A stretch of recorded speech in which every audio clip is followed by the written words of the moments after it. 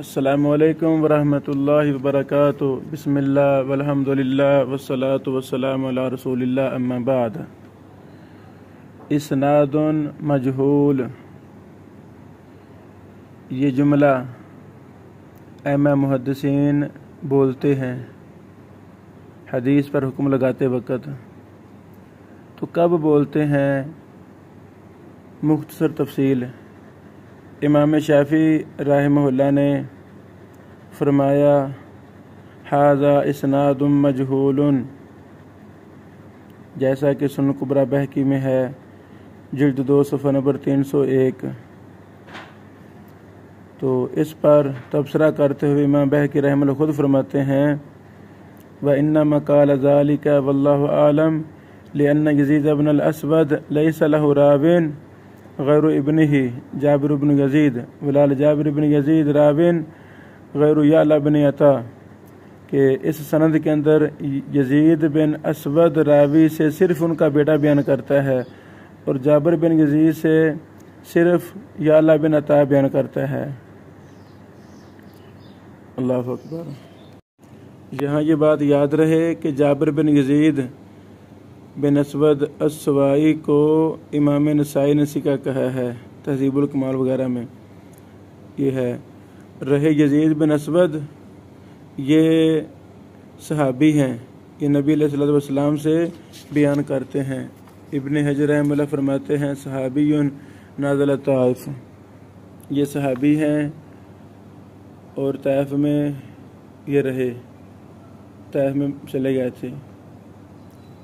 تو اب امام شافعی رحمہ اللہ نے یہ جو فرمایا ہے اسناد مجہول، اس کا مطلب ان کے ہاں یزید بن اسود کی جہالت ہے اور ان کے بیٹے جابر کی جہالت ہے، امام شافعی رحمہ اللہ کے ہاں، اور ان سے وہ ایک ہی بیان کرتا ہے، زیادہ بیان نہیں کرتے، اس وجہ سے انہوں نے کہہ دیا اسناد مجہول۔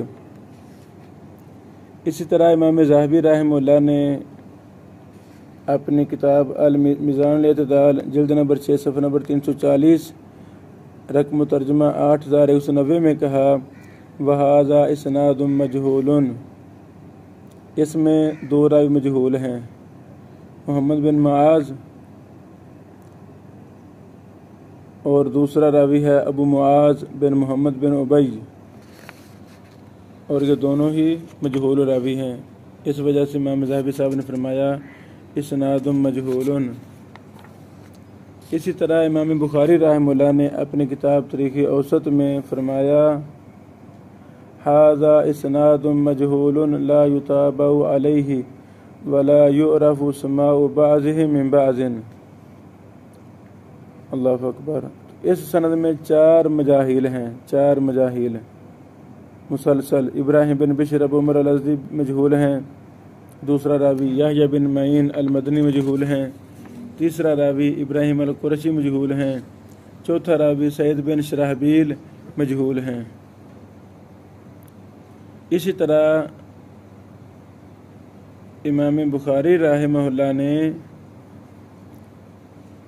اپنی کتاب تاریخ کبیر جلد نمبر 1 صفحہ نمبر 82 رقم ترجمہ 221 میں ایک حدیث بیان کرتے ہوئے فرمایا محمد بن رکانہ القرشی اسنادہ مجہول، اسنادہ مجہول۔ اس سند میں 3 مجہول ہیں اور ان سے بیان کرنے والا صرف ایک ہے، دوسرا کوئی نہیں ہے۔ پہلا ابو الحسن اسقلانی مجہول ہے، دوسرا ابو جعفر بن محمد بن رکانہ القرشی المطلبی، یہ مجہول ہیں، تیسرا راوی محمد بن رکانہ بن عبد یزید القرشی المطلبی، یہ مجہول ہیں۔ بعض نے صحابہ میں ذکر کیا ہے، یہ بات درست نہیں ہے۔ امام مسلم صاحب نے ایک سند کے بارے میں کہا اسناد مجہول، یہ امام مسلم صاحب کی کتاب ہے الکنیٰ والاسماء جلد 1 صفحہ نمبر 316 رقم ترجمہ 1115 ہے۔ اسی سند کے حوالہ سے امام ابو حاتم رحمہ اللہ نے بھی فرمایا جن کے بارے میں امام ذہبی رحمہ اللہ نے تبصرہ کیا ہے، امام مسلم نے تبصرہ کیا ہے اسناد مجہول۔ ابو حاتم رازی فرماتے ہیں ھذا الاسناد لا یعرف مجہول۔ الجرح والتعدیل جلد نمبر 3 صفحہ نمبر 251، رقم ترجمہ 1119 ہے۔ اس سند میں 3 راوی مجہول ہیں۔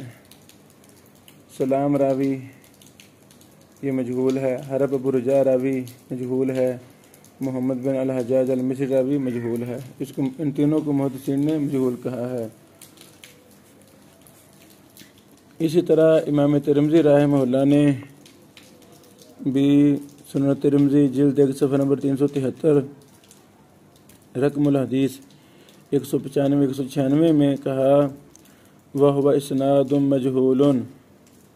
اس سند کے اندر جس پر ترمذی نے حکم لگایا اس میں یحییٰ بن مسلم البصری ہیں، وہ حسن بصری سے بیان کرتے ہیں، اور طاء بن برباس سے، اور ان سے عبد المنعم بن نعیم السقا بیان کرتے ہیں۔ ابو زرع فرماتے ہیں لا ادری من ہو، مجھے نہیں پتہ وہ کون ہے۔ ابن حجر نے فرمایا مجہول۔ اور ان سے جو راوی منفرد ہے وہ راوی متروک ہے، ان کا نام ابو سعید عبد المنعم بن نعیم الاسواری البصری ہے۔ اللہ اکبر۔ یہ چند مثالیں جب اب ان کا مطالعہ کرتے ہیں تو یہی سمجھ لگتی ہے جس سند کے اندر ایک راوی مجہول ہو یا 2 ہوں یا 3 ہوں یا 4 ہوں تو محدثین اس کو اسناد مجہول کہہ دیتے ہیں۔